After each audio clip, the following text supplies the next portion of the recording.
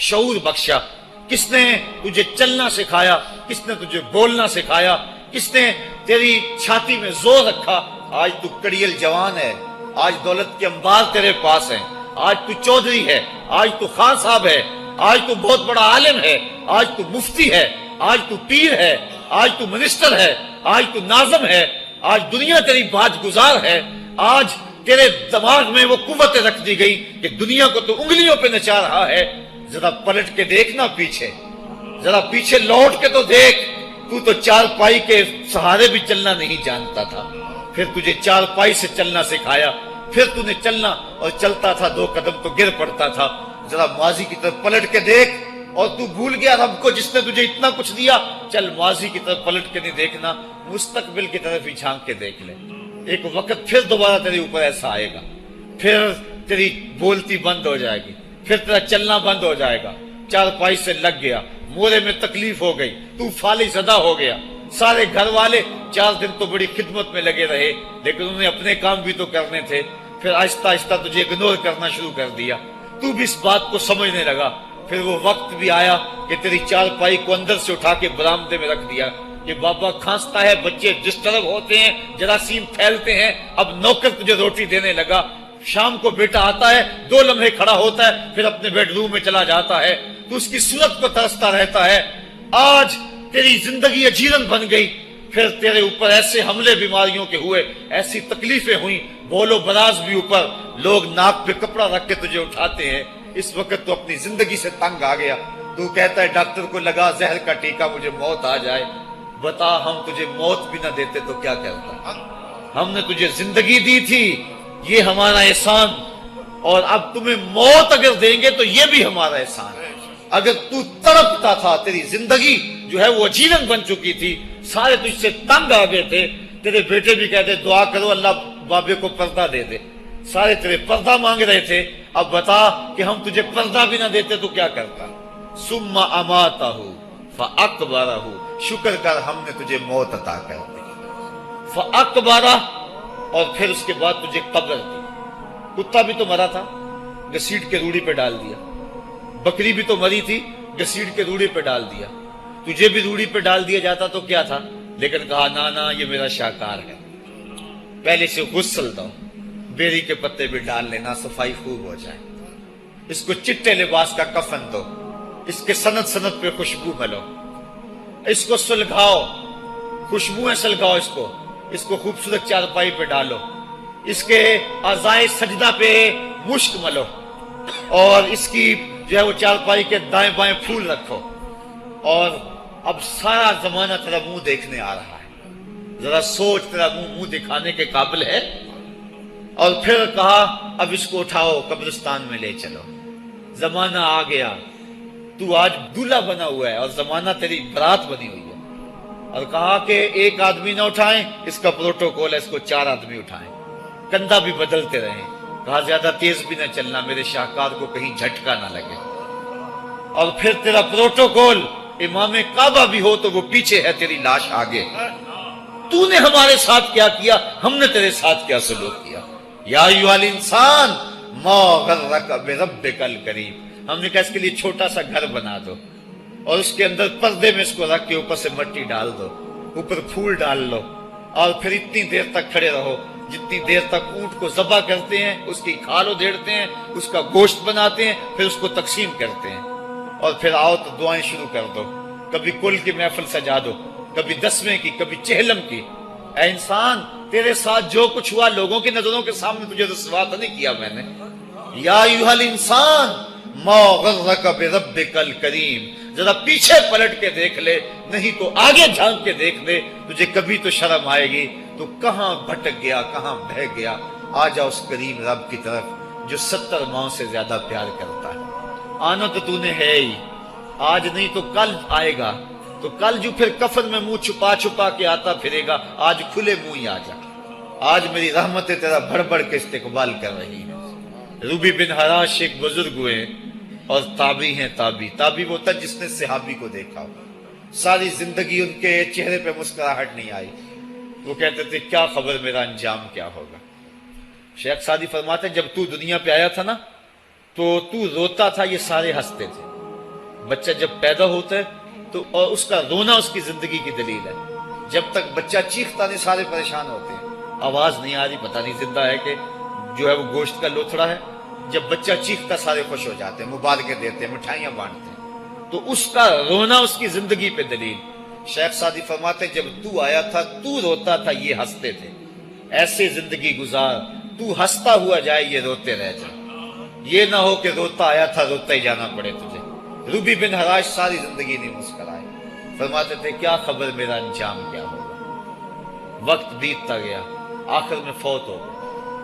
ان کا بھائی ربی بن حراش غسال کو بلا لایا کہ میرے بھائی کو غسل دو۔ غسال جب غسل دینے کے لیے داخل ہوا تو فوراً باہر پلٹ آیا۔ ربی پوچھنے لگا کیا ہوا ہے؟ کہا یار تیرا بھائی بڑا عجیب ہے۔ کہا ہوا کیا ہے؟ کہا نحنو نغتسلہ وہو یتبسم، ہم اسے غسل دیتے ہیں وہ آگے سے مسکراتا ہے۔ کہا اس نے قسم کھائی تھی جب تک اپنا اچھا انجام نہیں دیکھوں گا نہیں مسکراؤں گا۔ اس کو امام ابو نعیم نے حلیہ میں لکھا، روز الانف کے اندر امام سہیلی نے لکھا، قاضی ایاز مالک اندلسی نے شفا میں لکھا، اور اسی کو امام جلال الدین سیوطی علیہ رحمہ نے جو ہے وہ الخصائص الکبریٰ میں لکھا۔ کہا یا تیرا بھائی بڑا عجیب ہے، ہم اسے غسل دیتے ہیں وہ آگے سے مسکراتا ہے۔ تو اس نے قسم کھائی تھی جب تک اچھا انجام نہیں دیکھوں گا نہیں مسکراؤں گا۔ آج اس نے اپنا اچھا انجام دیکھ لیا تبھی تو مسکرا رہا ہے۔ 12 لوگوں کے 2 گروہ بن گئے۔ ایک کہنے لگے کہ یار یہ ویسے گڑی ہوئی بات ہے، بلا کوئی بندہ مرنے کے بعد بھی مسکرا سکتا ہے۔ ایک گروہ کہتا ہے یار بندہ بڑا اچھا تھا، ہو سکتا ہے کہ مرنے کے بعد مسکرایا ہو، زندگی تو اس نے دکھ سے گزاری لیکن بعد میں تو سکھ ملا ہوگا۔ اتنے میں انہیں غسل دے دیا گیا اور لوگ اکٹھے ہو کے ان کے گھر آ گئے۔ انہیں کفن دے کے پٹڑے پہ ڈال دیا گیا۔ ربی بن حراش نے جب لوگ باتیں کر رہے تھے، کوئی کہہ رہا تھا صحیح ہے کوئی کہتا ہے غلط تھا، تو اس نے کفن سے ہاتھ باہر نکالا اور لوگوں کو کہا السلام علیکم۔ لوگوں نے کہا وعلیکم السلام، اتتکلم بعد الموت، عجیب بات ہے مرنے کے بعد باتیں کر رہے ہو۔ قال نعم اتکلم بعد الموت، کہا ہاں ہاں میں مرنے کے بعد ہی باتیں کر رہا ہوں۔ عرش فرش تے بانگا ملیاں تے مکے پہ گیا شور، بلے شاہ سا مرنا نہیں تے گور پیا کوئی ہور۔ فَلَنُحْيِيَنَّهُ حَيَاتًا طَيِّبَةً، ان کو حیات طیبہ بخش دی جاتی ہے جو اللہ کے نام پہ اپنی زندگی گزار دیتے ہیں۔ میرا رب کہتا ہے کہ میں ان کو مرنے نہیں دیتا، ان کو ستھری اور پاکیزہ زندگی دیتا ہوں۔ اور اقبال کہتا ہے فطرت ہستی شہید آرزو رہتی نہ ہو، خوب تر پیکر کی اس کو جستجو رہتی نہ ہو۔ موت کو سمجھا ہے غافل اختتام زندگی، یہ ہے شام زندگی صبح دوام زندگی۔ تو کہا ہاں ہاں مرنے کے بعد باتیں کروں۔ لوگوں نے کہا بتا پھر تیرے رب نے تیرے ساتھ سلوک کیا کیا؟ تو ربی جو فوت ہو چکا ہے کہتا ہے استقبلنی ربی غیر غضبان واستقبلنی بروح و ریحان۔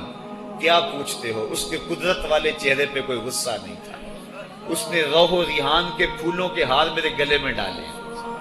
لوگوں نے باتیں پوچھنا شروع کر دی، موقع مل گیا ایک مردہ بول پڑا، کوئی ادھر کی پوچھ رہا ہے کوئی ادھر کی پوچھ رہا ہے۔ امام ابو نعیم لکھتے ہیں کہ جب لوگوں نے سلسلہ کلام طویل کر دیا تو ربی بن حراش نے کہا اجلوا بی ولا تؤخروا بی لان ابا القاسم ينتظر علی الصلاۃ، دیر نہ کرو مجھے جلدی جلدی قبرستان میں لے جاؤ، تم مجھے باتوں میں لگا رہے ہو، امام الانبیاء میرے جنازے کا انتظار فرما رہے ہیں۔ لوگوں نے جنازہ پڑھا اور اپنے گھروں میں آنے کی بجائے سیدھا ام المومنین حضرت عائشہ صدیقہ رضی اللہ تعالی عنہا کی چوکھٹ پہ چلے گئے اور جا کے سارا ماجرا کہا۔ وہ ابھی باقاعدہ حیات تھی۔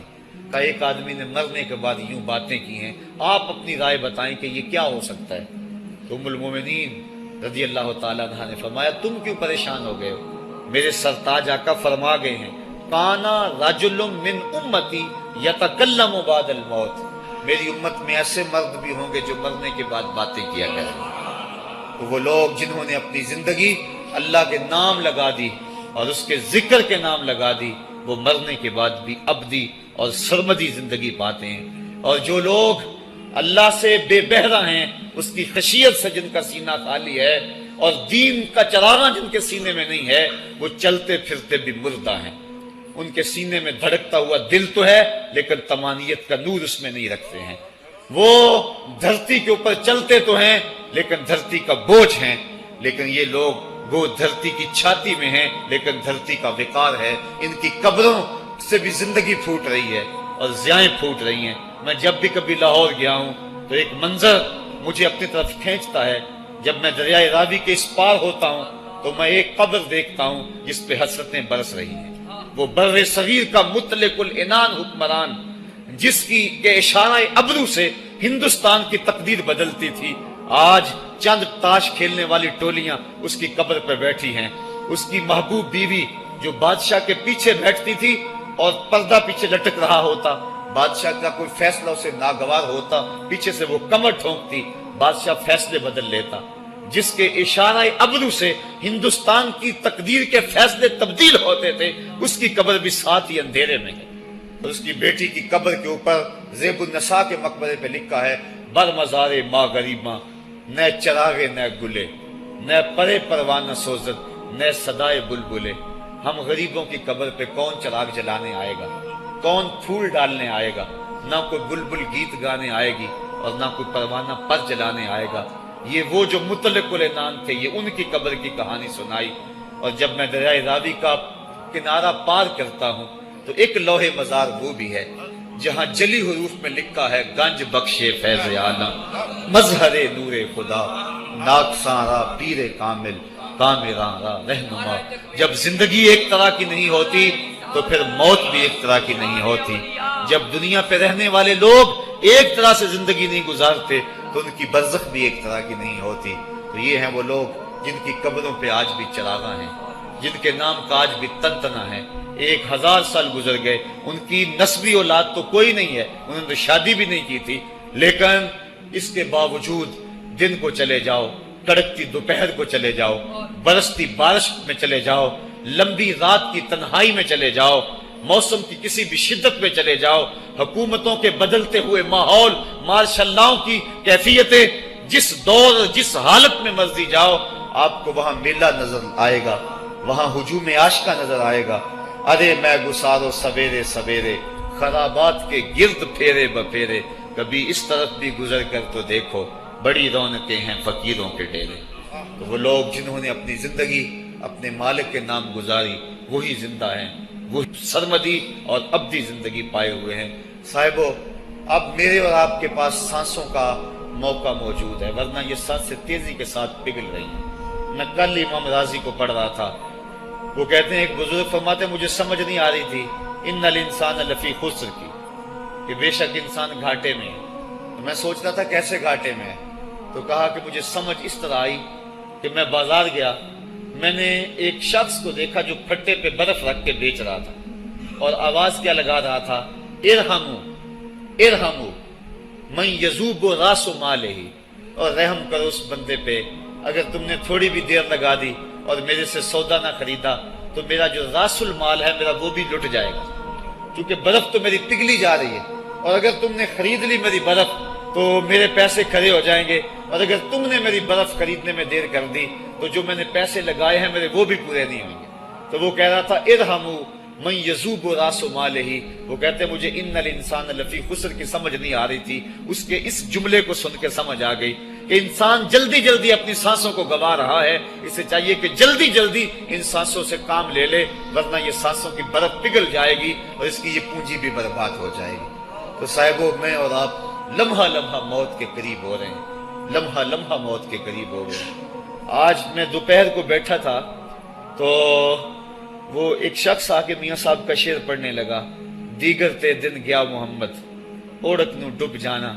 تو میری نظر چلی گئی، میں نے کہا ابھی تو 10 بجے ہوں گے، تو میں نے کہا صبح کے 10 بھی بج گئے اور پھر 12 بھی بج جانے، پھر ظہر بھی ہوگی، پھر دیگر بھی ہوگی، اور اس کے بعد پھر شام بھی ہو جانی ہے۔ اب ہم دیگر تک تو پہنچ گئے ہیں، اب شام کے تدلکے بھی قریب ہو گئے ہیں، تو یہ دن ڈوب جانا ہے تھوڑی دیر کے بعد۔ یہی مثال ہماری زندگی کی ہے، کوئی دوپہر تک آ گیا ہے، کوئی چاش تک آ گیا ہے، کوئی ظہر تک آ گیا ہے، کوئی عصر تک آ گیا ہے، اور کسی کی زندگی کا سورج بالکل غروب ہونے کے قریب آ گیا ہے۔ صاحبو، پتہ کوئی نہیں کہ ہمارا اگلا قدم کہاں ہے۔ اس سے قبل کہ کوئی حجت باقی نہ رہے، مجھے آپ کو اپنی زندگی پہ نظر ثانی کرنا ہوگی، اپنے گناہوں کا اور اپنی نیکیوں کا حساب لگانا ہوگا۔ ایک ترازو تو کل محشر کے میدان میں لگے گا، ایک ترازو ضمیر کی عدالت میں آج ہی لگانا ہوگا۔ ہمیں دیکھنا ہوگا ہمارے پلے کتنے عمل ہیں اچھے، اور جو اچھے عمل ہیں ان میں خلوص والے کتنے ہیں، لوگوں کے دکھاوے والے کتنے تھے، رب کے لیے کتنے عمل کیے اور لوگوں کے لیے کتنے کیے۔ تو پھر ترازو لگا کے ہم نے اپنے اعمال نامے کو آج ہی تولنا ہے اور وزن کرنا ہے، اور اپنی زندگی کو نیکی کا حسن دینا ہے۔ وقت کٹ رہا ہے، زندگی لمحہ لمحہ موت کے قریب ہو رہی ہے، قبل اس سے کہ کوئی حجت باقی نہ رہے، ہم ہاتھ ملتے رہ جائیں، پچھتاتے رہ جائیں تو کیا فائدہ ہوگا۔ بلکہ میں نے تو پڑھا کتابوں میں، علماء لکھتے ہیں قیامت کے دن تو نیکوکار بھی پچھتائیں گے۔ بدکاروں نے تو پچھتانا ہی پچھتانا ہے، نیکوکار بھی پچھتائیں گے۔ بدکار تو اس لیے پچھتائیں گے انہوں نے اتنے گناہ کیوں کیے، تو نیکوکار کیوں پچھتائیں گے؟ جب وہ اپنے اچھے اعمال کی جزا دیکھیں گے تو وہ پچھتائیں گے، ہائے جو چند لمحے ضائع ہو گئے وہ بھی کیوں ضائع ہو گئے، وہ بھی میں نے کیوں برباد کر دیے، وہ بھی اس راستے پہ ڈالے ہوئے ہوتے۔ تو آج مجھے آپ کو موقع ہے، دیکھیں قبریں، کتنی قبریں جو ہیں وہ ہمارے کتنے ملنے والے، ذرا نظر دوڑائیں نا، آج ہم کتنوں کو کندھوں پہ اٹھا کے قبرستان چھوڑائے ہیں۔ حضرت غوث اعظم رضی اللہ تعالیٰ عنہ فرماتے ہیں، جا کے قبرستانوں میں دیکھو کتنے کتنے حسینوں کی مٹی خراب ہو رہی ہے، جو اپنے بدن پہ ایک چٹکی مٹی نہیں پڑنے دیتے تھے، آج ان کا کفن بھی تار تار ہو گیا ہے۔ جو اپنے کلف لگے کاٹن کو سلوٹ نہیں آنے دیتے تھے، آج ان کے کفن بھی ٹوٹ گئے ہیں اور ہڈیوں کے جوڑ جوڑ الگ ہو گئے۔ تو وقت ہمارے اوپر وہ آنے والا ہے، کسی نے آج تک موت کا انکار نہیں کیا۔ میں نے لوگوں کو خدا کا انکار کرتے دیکھا، آپ نے بھی دیکھا، لیکن کوئی موت کا آج تک انکار کرتا نہیں دیکھا گیا۔ موت اپنا آپ منوا لیتی ہے۔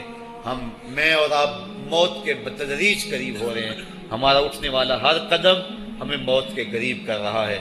تو قبل اس سے کہ وہ وقت آ جائے اور کوئی حجت باقی نہ رہے اور ہم ہاتھ ملتے رہ جائیں، وقت پر کافی ہے ایک قطرہ بھی آب خوش ہنگام کا، جل گیا جب کھیت برسا بھی تو پھر کس کام کا، پھر تو پچھتاوا ہی ہوگا۔ آج ہم پچھتا لیں تاکہ زندگی میں حسن نیکی کا آ جائے۔ یہ میری آپ سے درد مندانہ اپیل ہے، گزارش ہے، اور میری آپ سے التماس ہے کہ یہ تھوڑی سی زندگی اللہ نے جو مجھے اور آپ کو ودیعت کی ہے، یہ بڑا تھوڑا سا عرصہ ہے، تھوڑا سا موقع ہے۔ یہ دنیا بوائی کا موسم ہے، آخرت کٹائی کا موسم ہے۔ جو بوائی کے موسم کو برباد کر بیٹھا ہے، کٹائی کے موسم میں اس کے ہاتھ کچھ نہیں لگتا۔